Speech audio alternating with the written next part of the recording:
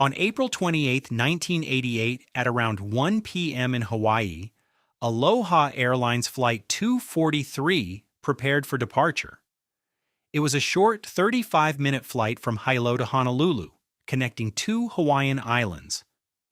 The airline frequently operated such short inter-island routes, and this particular aircraft had already completed 8 flights earlier that day. Nothing about the schedule seemed unusual. Passengers boarded, the doors were closed, and at exactly 1:25 p.m. the aircraft took off. As one passenger entered the plane before departure, she noticed a small crack in one of the riveted metal sheets forming the body of the aircraft. Assuming the airline maintained its planes properly, she dismissed it as insignificant and did not report it. Approximately 10 to 15 minutes after takeoff, flight attendants began serving drinks. The seatbelt sign remained on, as the aircraft had not yet reached its cruising altitude of 24,000 feet. 20 minutes after departure, the aircraft reached cruising altitude. Suddenly, there was a loud explosion. A section of the aircraft's upper fuselage, approximately 35 square meters, tore away. The cabin experienced rapid decompression. The roof and parts of the side walls were gone. Passengers could see the sky above them. At 24,000 feet, atmospheric pressure is too low for humans to breathe normally. Aircraft cabins are pressurized to maintain breathable air. When cabin pressure is lost, oxygen masks automatically deploy to provide temporary oxygen while the aircraft descends to a safer altitude below 10,000 feet. In this case, oxygen masks did deploy, but the system had been destroyed when the roof blew off. Passengers began experiencing symptoms of hypoxia, dizziness, confusion, and difficulty breathing. At that altitude, unconsciousness can occur within minutes. Air hostess Michelle Honda was near row 15 at the time of the explosion. She attempted to contact the cockpit via intercom, but received no response. Another flight attendant, C.B. Lansing, was near row 5 when the fuselage tore apart. She was ejected from the aircraft. Jane Sato, a third flight attendant, was injured by flying debris and briefly lost consciousness. Believing the pilots might be incapacitated, Michelle Honda crawled toward the cockpit while checking passengers and asking if anyone could fly the aircraft. Inside the cockpit, however, both pilots were alive. Captain Robert Schornsteimer, 44 years old, and First Officer Mimi Tompkins, 36, immediately put on their oxygen masks and initiated an emergency descent. They descended at approximately 4,100 feet per minute while flying at nearly 500 kilometers per hour.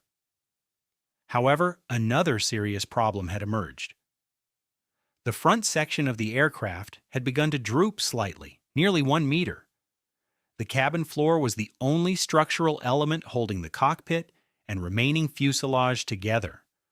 Prolonged stress could cause the aircraft to break apart. The pilots diverted toward Maui, which was closer than Honolulu. Within 3 minutes of the explosion, the aircraft had descended to 14,000 feet, low enough for most passengers to breathe normally. Emergency services were alerted and prepared for landing. As the aircraft approached Maui, another problem appeared. The nose landing gear did not initially indicate proper deployment. A belly landing might have been necessary, a dangerous maneuver given the already weakened fuselage. Moments later, ground observers confirmed that the nose gear had successfully extended. At 1:58 p.m., just 13 minutes and 42 seconds after the explosion, Flight 243 landed on the runway. The pilots used braking and thrust reversal from the remaining engine. The aircraft came to a stop safely. Passengers evacuated using emergency slides. Many passengers were injured. Those seated between rows 4 and 7 suffered the most serious injuries due to the structural failure in that section. Inadequate regulatory oversight, structural fatigue caused by high flight cycles beyond the recommended service life.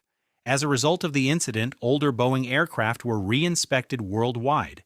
Many were found to have similar cracks. New inspection techniques, including eddy current and ultrasonic testing, became standard practice. In 1991, the Federal Aviation Administration launched the Aging Aircraft Safety Program, mandating stricter inspections for older and high-cycle aircraft. The Aviation Safety Research Act of 1988 further strengthened regulations concerning aging aircraft structures. This incident permanently changed aviation maintenance standards. Despite the severity of the structural failure, the pilot's rapid response and successful emergency landing prevented a far greater tragedy. Aloha Airlines Flight 243 remains one of the most dramatic examples of how structural fatigue, overlooked maintenance issues, and high flight cycles can combine to create catastrophic risk, and how professional training and decisive action can save lives.